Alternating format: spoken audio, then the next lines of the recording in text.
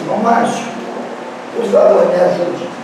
Como foi a compreensão do irmão até o momento? Claro. Foi claro? Foi claro para o irmão? O irmão sabe que não vai ter esses slides, já está no grupo para classe, para o irmão reexaminá-los e fazer perguntas também no privado. Ah, mas o professor está ocupado? Não. Porque não dá para aprender só na sala de aula. Eu preciso me colocar à disposição do irmão no grupo, preciso recomendar algum livro e tal, porque na sala de aula é só, como diz o professor, uma pincelada. Tá bom? Então nós falamos dessa introdução, dessa necessidade de entendermos a contribuição dos romanos, dos gregos e dos judeus. Tudo bem até aí? Então agora vamos falar um pouco dos evangelhos propriamente dito, tá bom?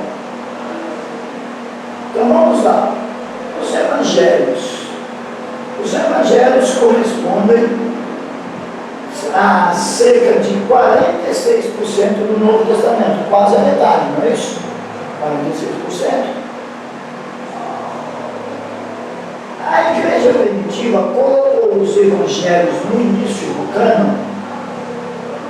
Veja bem, foi a igreja primitiva que colocou. Ou seja, a igreja primitiva que organizou o cânon, que organizou a relação de livros considerados divinamente inspirados. O irmão não tem conhecimento dessa palavra cânon, não tem isso direitinho? Tudo bem?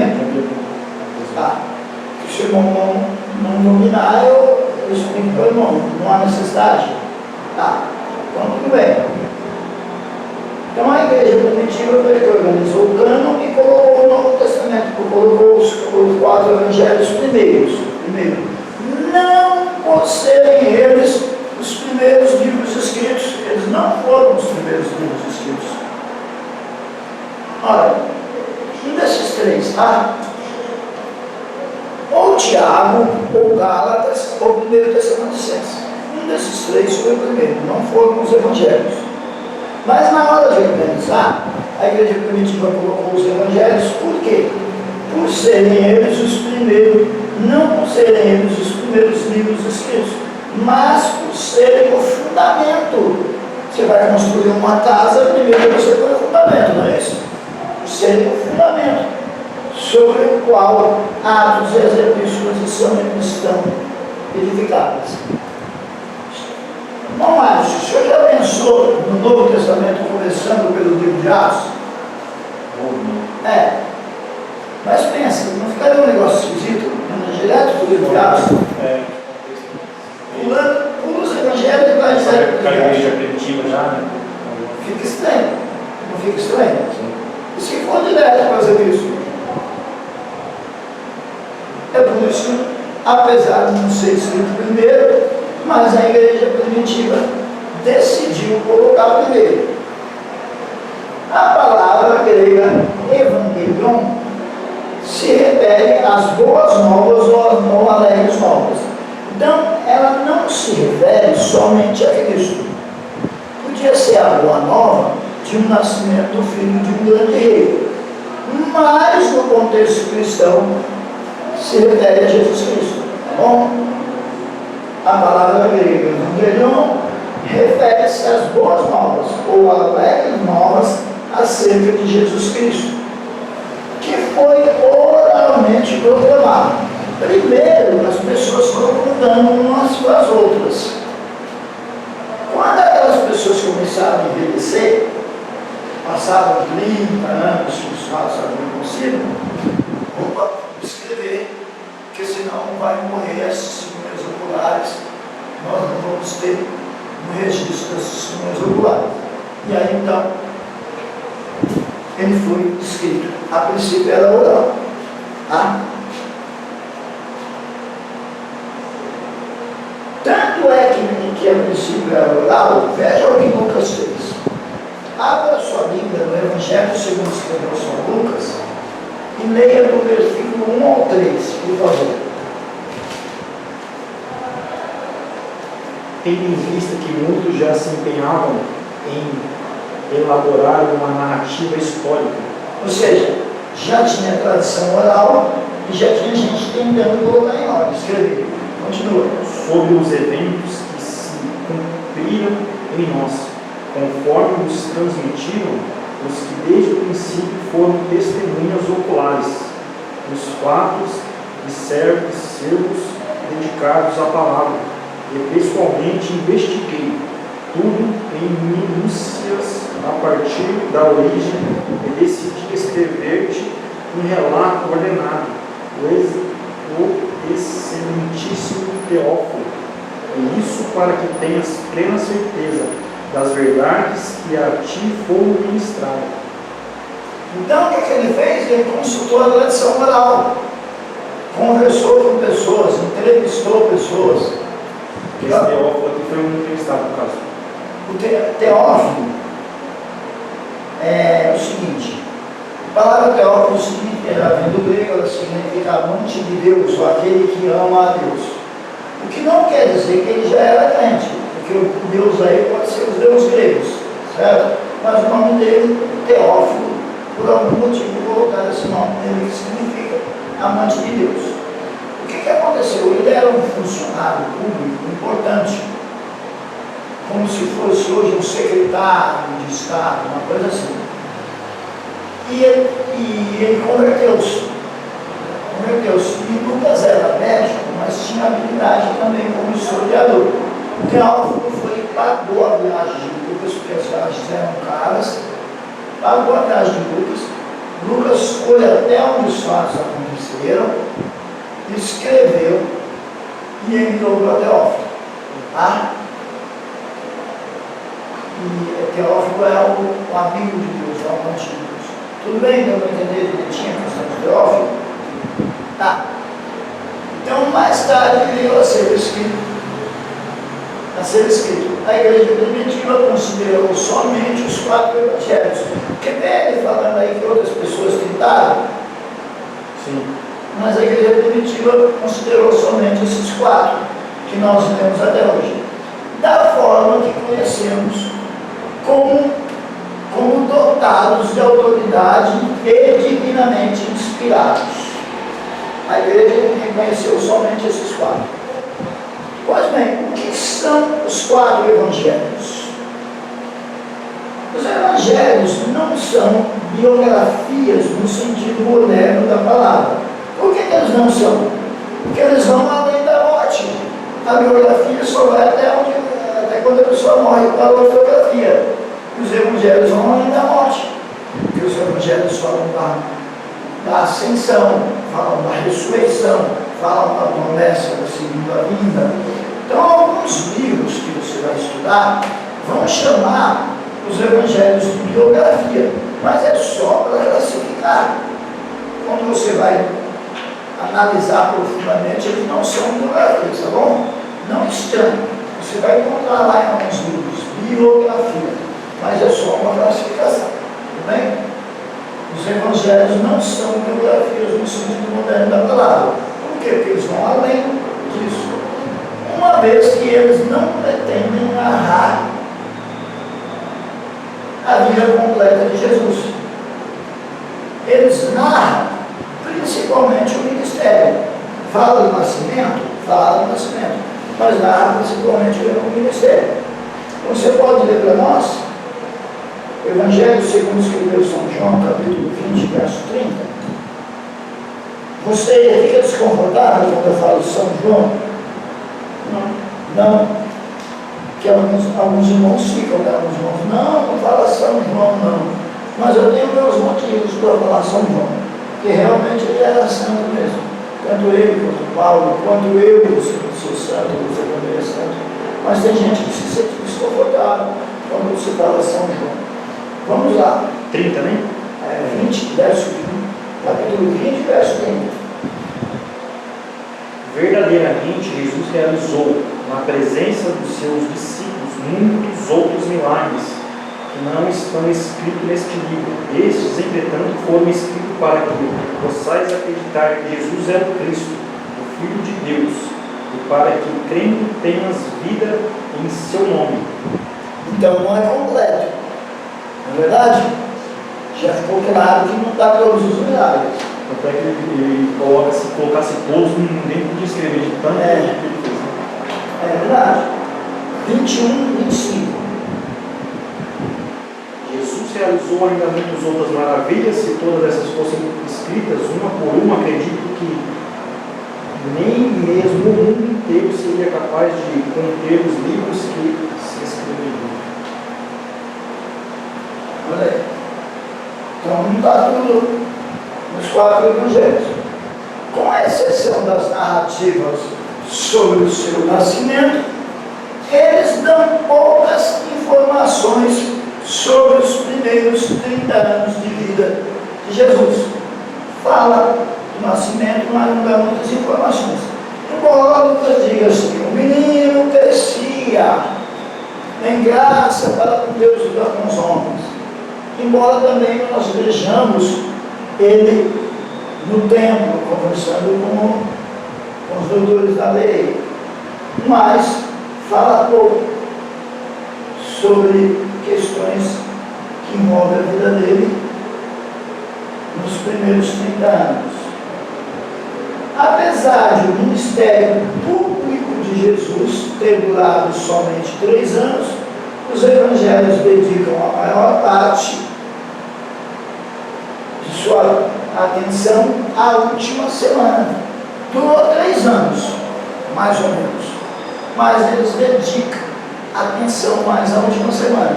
Quando você abre o Evangelho de João, olha, do capítulo 12 até o capítulo 20, é dedicado à última semana, ou seja, quase a metade do Evangelho de João é dedicado à última semana.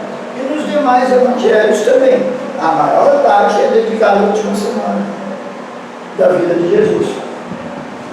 Não estudando sobre João, acho que dos 4, todos têm, né? Mas o João, acho que ele é bem profundo, né? Não sei se é porque ele conviveu, sim, mais. O Evangelho de João eu gosto muito do Evangelho. Essa convivência de Jesus com João torna o Evangelho dele bastante atraente. Não mais importante que os outros 3, mas bastante atraente. Discípulo amado, né? Esse dia eu peguei perguntando por que só ele não foi martirizado, né? Só ele que até tentaram, né, jogar ele lá no azeite, né? Prenderam, mas só ele foi, né? Tanto é que no final ele está perguntando sobre Jesus fala, né, sobre o que queria acontecer com Pedro, né? Se ele não vai ser cingido, se vai ser perseguido. E ele pergunta, e contra este? Ele pergunta, João, Jesus está, né? Não compete saber, ainda está pronto, né? Então como diz o povo, fica na sua, né?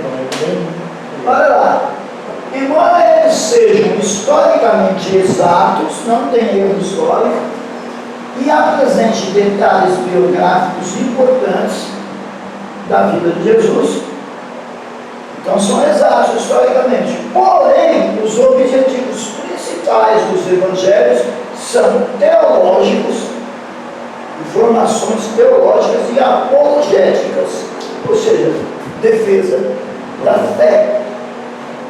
Defesa da fé. João 20, 31 falou.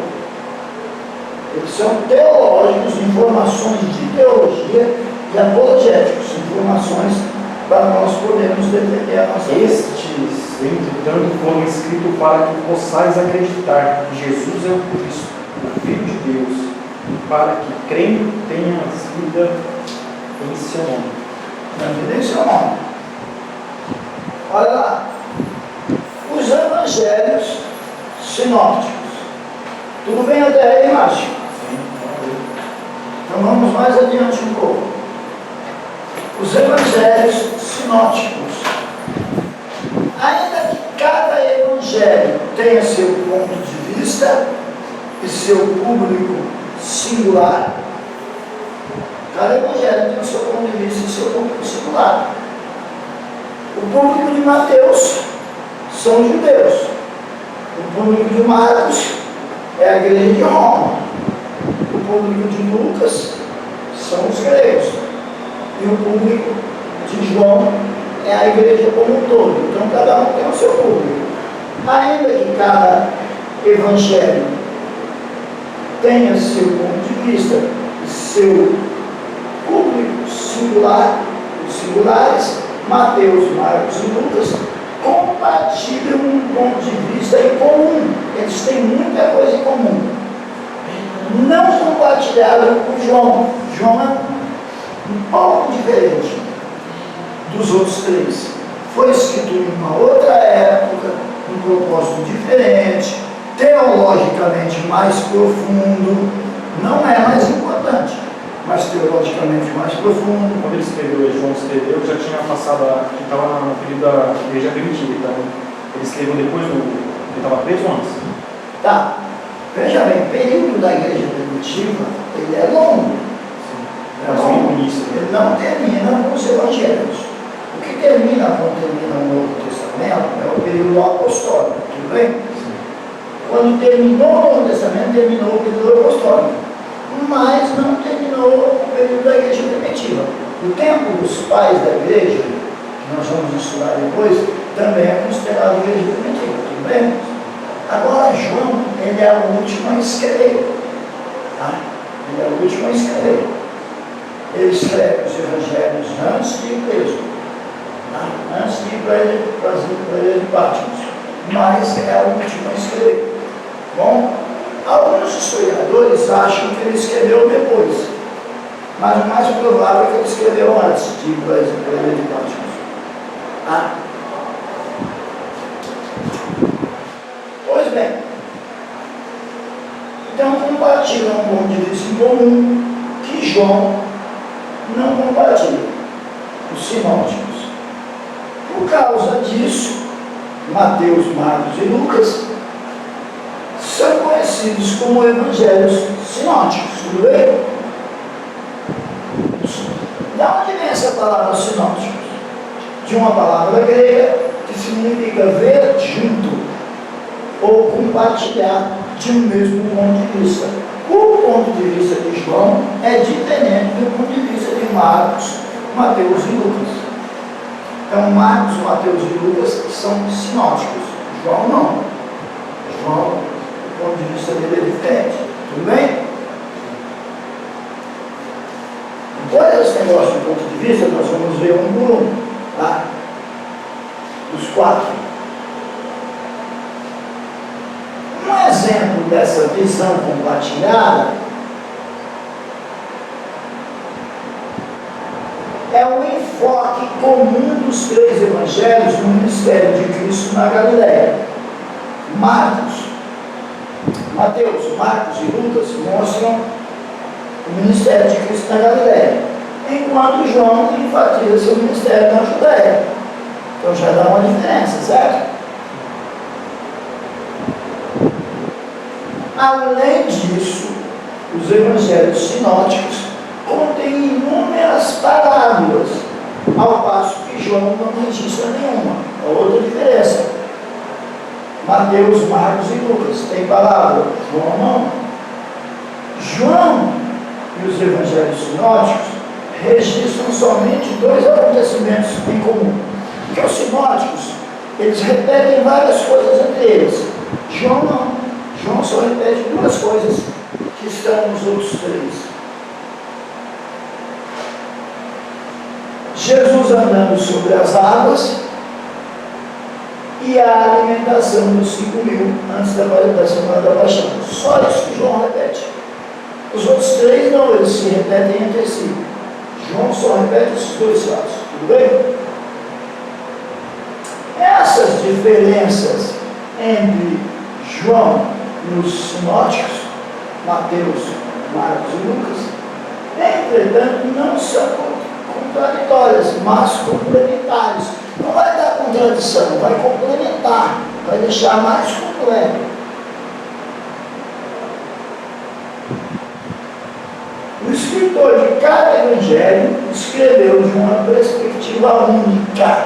Cada um tinha sua perspectiva, seu objetivo, seu ponto de vista, para um público diferente, como eu já disse. Mateus para os judeus, Marcos para os romanos, Lucas para os gregos e João para a igreja como um todo. Como resultado, cada evangelho contém elementos distintos. Cada um contém elementos diferentes, interessantes. Aqui de olho no horário, eu não vou passar, fica tranquilo, tá? Tomados em comum, os 4 evangelhos formam um testemunho completo, e a respeito de Jesus. Junto aos 4, o testemunho fica completo. Porque temos 4 evangelhos. Então, na próxima aula, nós vamos falar sobre isso, tá bom? Porque temos 4 evangelhos. O que mais que nós vamos falar na próxima aula? Eu vou mostrar isso aqui para você, que fala sobre os 4 evangelhos, e vou te explicar na próxima aula. E aí, nós falaremos sobre Mateus. Tudo bem? Então, na verdade, se você quiser anotar, nós paramos nessa pergunta. Por que temos 4 evangelhos? Tudo bem? Eu te espero quinta-feira, tá bom? Espero quinta-feira e eu vou usar aqui um termo carinhoso. Você é nosso. Você já entendeu o que eu quis dizer, né? Você é nosso. Eu quero dizer com isso que enquanto você frequentar, nós daremos aulas. A gente tem gente que se machucou. Vamos orar para nós encerrarmos?